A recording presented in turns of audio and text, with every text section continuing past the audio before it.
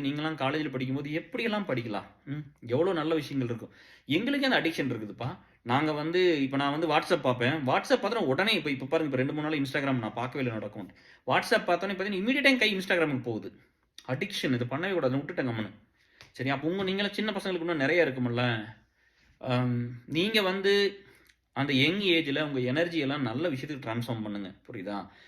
நெறைய பேர் வந்து நான் நெகட்டிவ்ஸ் கேட்டது மட்டும் ஃபர்ஸ்ட் அத அட்ரஸ் அத நான் உங்களுக்கு உங்க இடத்துக்கு கொண்டு வரேன். நீங்க எல்லாம் யோசிங்க.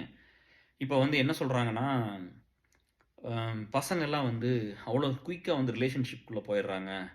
ரிலேஷன்ஷிப்குள்ள போயிட்டு பேரண்ட்ஸ்ட்ட வந்து பொய் சொல்லி பணத்த வாங்கிட்டு வந்து ட்ரிங்க் பண்றது, என்ஜாய் பண்றது இதையெல்லாம் பண்றாங்க. அப்புறம் வந்து கொஞ்சம் பணக்கார பசங்கள்லாம், வசதி படைச்ச பசங்கள்லாம் அங்க வர்றத பார்த்துட்டு, அவங்கள மாரி நம்மளும் இருக்கணும்னு சொல்லி, ஒரு சிலர் நம்மளால முடியாதுன்னு தள்ளி வந்துக்கிறாங்க. ஒரு சிலர் வந்து அவங்க பேரண்ட்ஸோட சண்ட போட்டு ரூ.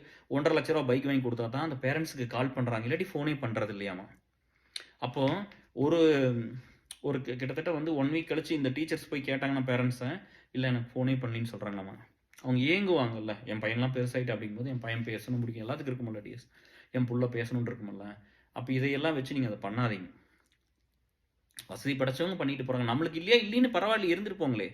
இப்ப என்ன? அதனால என்ன? சரியா?